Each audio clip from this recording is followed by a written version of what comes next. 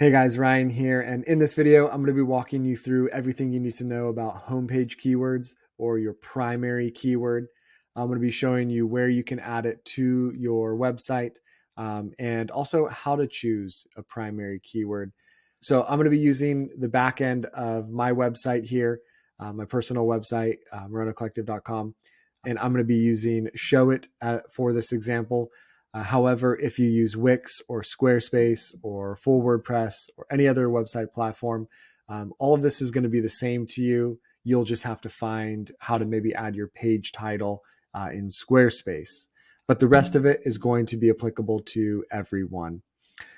So first things first, how do you choose your homepage keyword? Well, it's pretty easy. If I were to ask you, what is it that you do or that you specialize in, and try to state this within maybe 5 words, what does that look like? So for a photographer in Miami, that's Miami wedding photographer, or an elopement photographer in Hawaii, Hawaii elopement photographer. Maybe there's a family counselor in Atlanta, Georgia. So Atlanta, Georgia family counseling. Those are homepage keywords. Those are umbrella or primary keywords that kind of cover the entire business in one keyword, right? So that's what we're looking for our homepage. Now, once you have that figured out, it's time to add these primary keywords and variations to your actual homepage. So it's really important to understand that Google is looking for exact match keywords. For example, if someone types in Showit SEO specialist, my goal is to show up for Showit SEO specialist. But along with that, Google is smart enough to look at different variations. For example, Showit SEO expert, or just Showit SEO. What about Showit SEO course or Showit SEO blog? Things like this. But you can see that that main keyword that I have is Showit SEO, and I try to use that everywhere. So you'll want to try to find your main keyword and then really use that on your homepage a lot and within variation. So let's take a look at my website really quick, and I'll show you how you can improve your website as well. So like I mentioned, my primary keyword is Showit SEO, and you'll see on my homepage here, above the fold, set as my H1 tag, is my primary keyword, Showit SEO. I also have the word specialist here. This could be changed to expert or anything like that. But again, I just wanted the exact matched Showit SEO keyword in my H1, right? It's also above the fold. So above the fold just means that if a website is loaded, it's at the top and you could see this content before someone even has to scroll. So this stuff down here and everything down here would be considered below the fold. And I would consider just this canvas right up here above the fold. So you definitely want to make sure that your primary keyword is above the fold, and ideally it's within your H1 tag on your website. Now in Showit, setting an H1 is really easy. So you can see if I click on this text box and I hit text properties on the right, you'll see text tag. So it's set as an H1. So now I'm basically telling Google, when they crawl my website, the main topic is Showit SEO specialist. And that's what I want Google to understand, is that this page is about that. Therefore, they can go and take content from here and index me for keywords and variations of keywords along the lines of Showit SEO. Now, another area that you could be adding your primary keyword is within your page title and your meta description. Page title and SEO title, it's one and the same. If you use a plugin like Yoast, you'll see SEO title. Here in Showit, they call it a page title.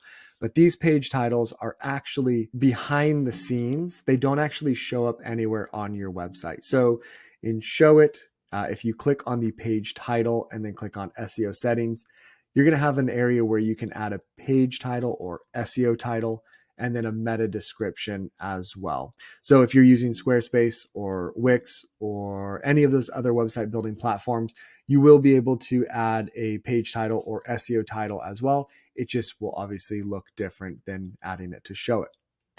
But the idea is to be able to add primary keyword or a variation of your primary keyword using strong keywords within the page title. So you can see my primary keyword is Showit SEO. So my page title is Showit SEO Expert dash Moreno Collective. And then in my meta description, I'm using keywords like Showit and SEO.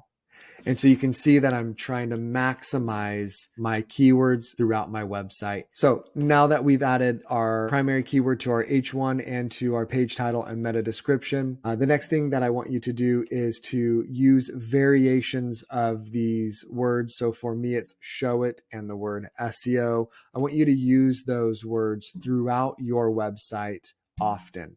So again, if you're a photographer in Miami, I want you to be using the words photographer and photography and Miami quite a bit on your homepage. If you're a therapist in Atlanta, Georgia, use the words therapy and family therapy and couples therapy, whatever you offer, and Atlanta, Georgia on your homepage. If you don't, Google won't know how to rank you. Google is looking for keywords, especially exact match keywords for indexing purposes. So if you don't mention Atlanta, Georgia, they won't know to index you for a search of Atlanta, Georgia therapists. So let's head over to my website here. And what I usually do to check how many times I've used keywords is I just go to my website and I hit Command F.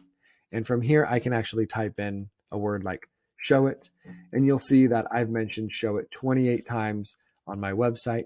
I've also mentioned SEO 35 times. And I've mentioned show it SEO 12 times. So that's a pretty good keyword count for the size of this website. You can see that Showit SEO is up here for Showit SEO course, Showit SEO specialist.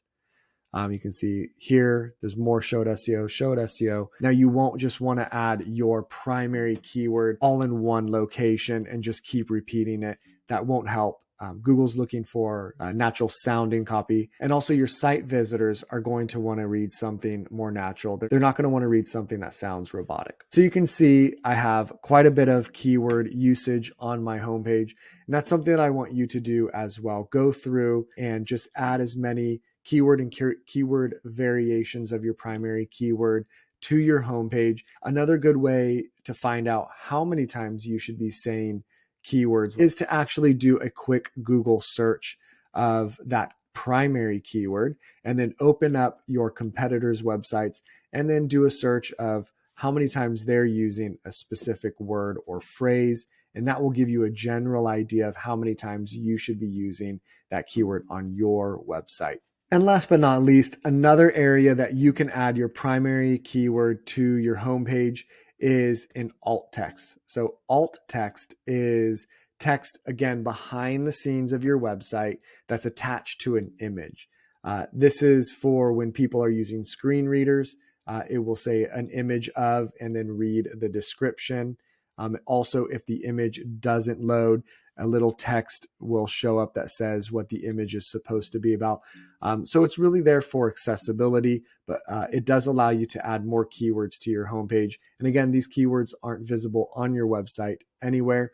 They're just behind the scenes in the code. So Google can, when they crawl your website, they can read it and it will help your SEO as well. So you can see here is a picture of me. And when I click on it, it says SEO title here. And I have the title of Showit SEO Expert Ryan Moreno, right? And description is the same thing, Showit SEO Expert Ryan Moreno.